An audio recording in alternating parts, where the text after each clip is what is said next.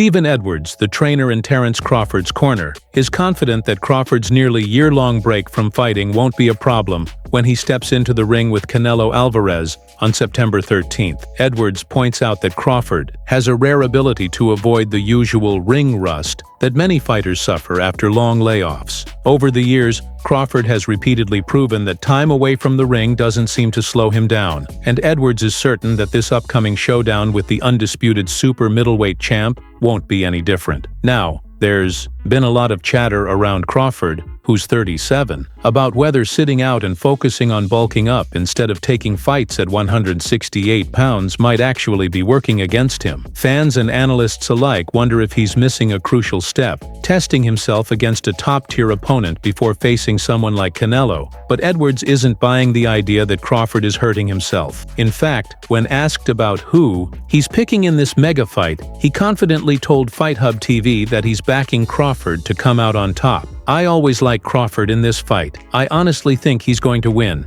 Edwards said. He acknowledged that while anyone can get hurt in a fight, Canelo's famous for having a granite chin. Still, Edwards was clear. Canelo's tough, but no one's invincible on any given night. That said, it's worth noting that Crawford isn't exactly known for his knockout power, so despite all the hype, he's probably not going to be the guy who lands the fight-ending punch on Canelo. If Crawford tries to get wild swinging for a knockout, he could easily leave himself open. And Canelo, with his history of battling some of the hardest hitters in the division like Gennady Golovkin, Sergey Kovalev, Callum Smith, and Dmitry Bivol, won't hesitate to capitalize. The fact is, those fighters pack a lot more punch than Crawford, who tends to rely on skill, speed, and precision over pure power. When the conversation turns to Crawford's periods of inactivity, Edwards doubles down on the point that the breaks haven't really impacted his sharpness. "Every time he steps back after a layoff, he never looks rusty," Edwards said. "He's just one of those guys. It's rare, but he defies the usual logic." However, it's important to look closer at the quality of opponents Crawford has faced after these layoffs. Over the last 5 years,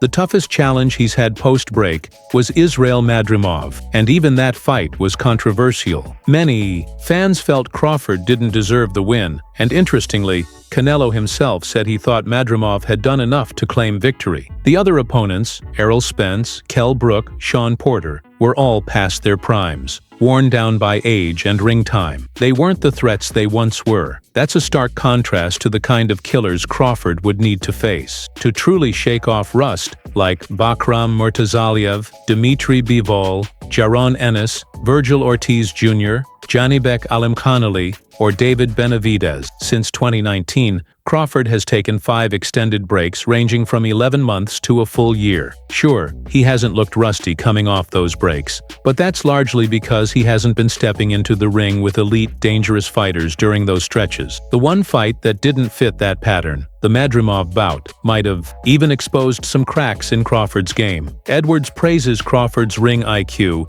describing him as a kind of boxing savant. "He seems to have a lightning-fast mind. He just adjusts on the fly like it's second nature. It's hard to even explain. He's a great fighter," Edwards said. But when you break it down, who has Crawford really been adjusting to lately? Fighters like Avanesian and Errol Spence, well past his prime, and a Sean Porter who's also seen better days, don't exactly push him to the limit. Adjusting to what those guys throw at him isn't the same as adapting against top-tier competition. When asked if Crawford holds any real advantages over Canelo, Edwards pointed out some key attributes. He thinks Crawford's got better stamina, sharper conditioning, and quicker footwork. Yes, Canelo packs a harder punch and probably has more raw strength, but Crawford's dexterity and agility could give him an edge, especially as the fight goes into the later rounds. Plus, Crawford is a bit taller with longer reach, which could help him control distance. While Edwards is right about some physical advantages,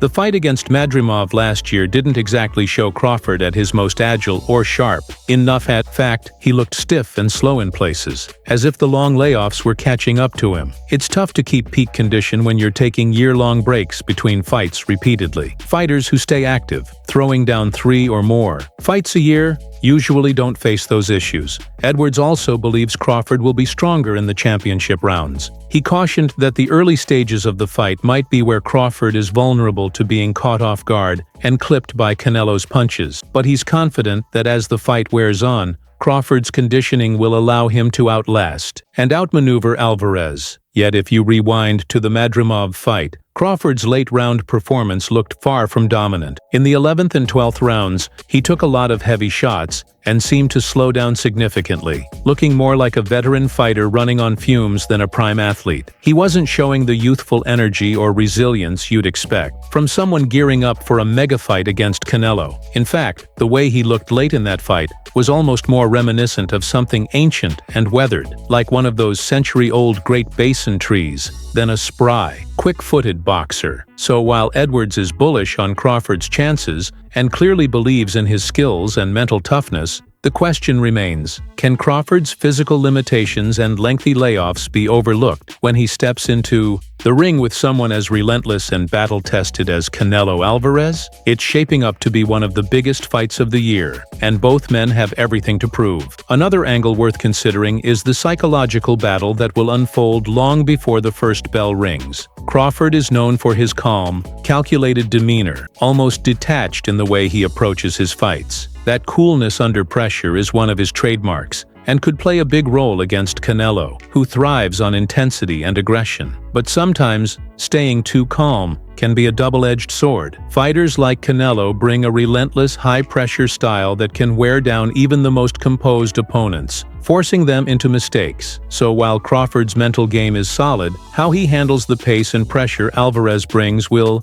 be a fascinating storyline to watch. Canelo, for his part, is no stranger to these high-stakes battles, and his resume speaks for itself. He's fought some of the best in the division multiple times and knows exactly how to adapt when the fight is on the line. His experience against power punchers like Golovkin and Bivol has sharpened his ability to absorb punishment and keep coming forward. That kind of toughness could be the key to neutralizing Crawford's slickness and speed. If Canelo can impose his will early and make Crawford uncomfortable, it could tilt the fight in his favor. Then there's the matter of fight strategy. Crawford's style is built on versatility. He can switch stances, control the ring with footwork, and pick apart opponents with precision jabs and counters. It's a cerebral style that requires patience and timing. Canelo, however, is more of a straightforward, aggressive fighter who loves to engage in the trenches and break down his opponents physically. How these contrasting styles clash will be a chess match in itself. Crawford's team will want him to keep distance, use angles, and avoid prolonged exchanges,